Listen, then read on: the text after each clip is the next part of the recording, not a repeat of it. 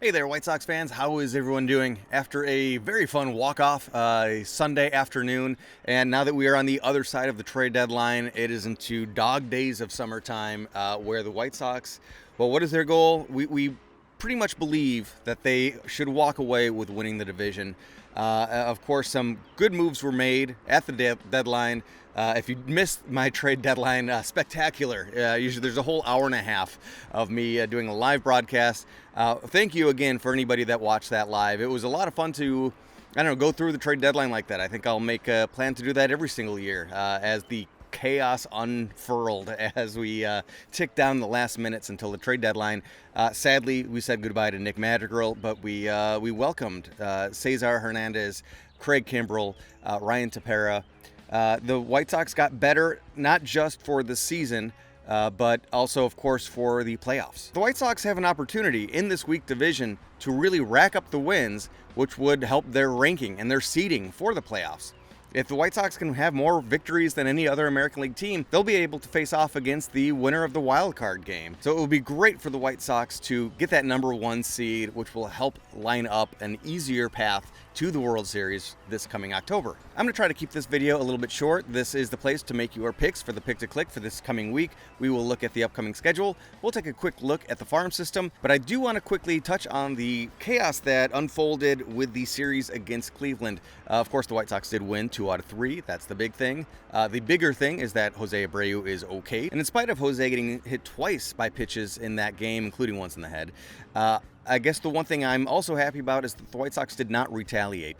Now, I am kind of an old school guy where I don't mind sending a message back. Of course, Jose got hit again on Sunday, unbelievably scary, up and in on the top of his shoulder. It's nuts. The White Sox can't stand for it. It was good that there was a little bit of a dust-up with some discussion between Abreu and Ramirez and Perez and Karinchak. Like I said, I'm kind of okay with a retaliation pitch. But in this situation, Cleveland's not going to make the playoffs. The White Sox are. The White Sox are trying to get through some struggles at the plate right now. We don't need guys getting suspended. So therefore, I am happy that the White Sox took the high road, unlike the Guardians, and we did not hit any of their players. Looking ahead, it should be a fun week of baseball. The White Sox, they've been scuffling. We will hopefully get some revenge against Kansas City. I cannot believe that the Sox lost 3 games out of 4 against Kansas City in Kansas City. There's no place for that. The White Sox are way better of a team, and they need to show it. So hopefully some revenge can be had at the hands of Kansas City. That 3-game series starts tomorrow, Tuesday. And of course, then the White Sox go to the thoroughly depleted Wrigley Field to face the Cubs, who are now without Bryant and without Rizzo. Oh yeah, and they're also without Kimbrell and Tepera. So it should be a very fun 3-game set in Wrigley Field. We know how Jose has done in Wrigley Field lately, so he might be a really good pick this coming week. When we look at the roster, there's one thing to pay attention to right now, which is that Billy Hamilton is back on the injured list and his nagging oblique injury has apparently come back up, so he's on the injured list. Briefly taking Hamilton's space on the lineup was Jimmy Lambert, who got a spot start and a way to try to give our starting rotation a little bit extra rest. Of course, we ended up winning that game, so that really worked out very nicely. And Lambert looked pretty good on the mound, too, in his short appearance. Ronaldo Lopez looked great in several innings of relief in that game as well. So after Lambert made that spot start, he got immediately optioned right back down to AAA, meaning that there's one open spot on the roster right now.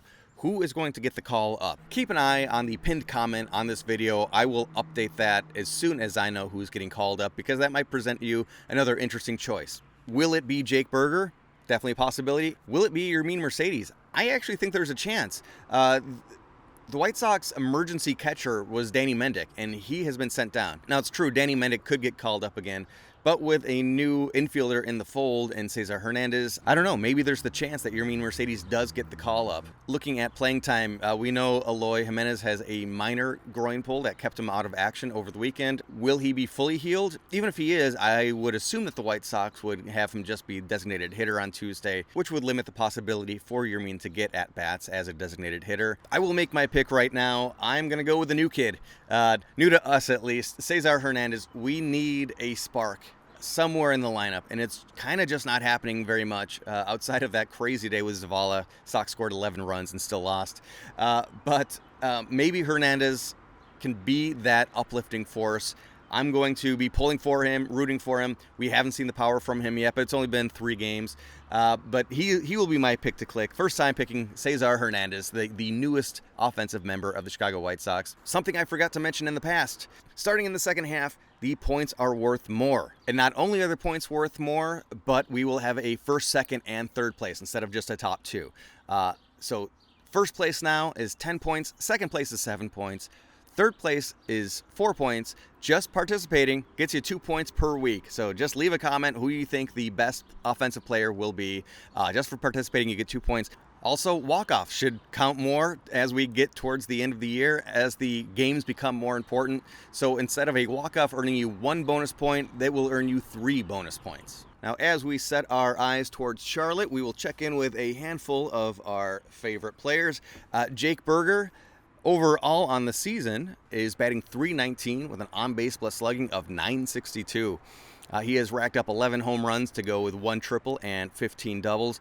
Really excited about the year that he has had. It's one of the great stories in baseball, one of the great stories in White Sox baseball, and I love that we have so many that compete for that title. Jace Fry, he had a very short stint with the White Sox. He's only appeared in a couple games at the major league level, but after coming back from a back surgery, he's having a really good time at AAA with a 2.66 ERA over 20 innings and 19 appearances. Control has been an issue. He has walked 13 batters and hit 2 guys, but he has struck out 32 in that time. Matt Foster, as we know, started with the White Sox, played at the major league level the entire season up until just recently, and in just a couple of appearances, 6 appearances going across 6 innings, he has a 1.42 ERA. He has only walked 1 and struck out 11.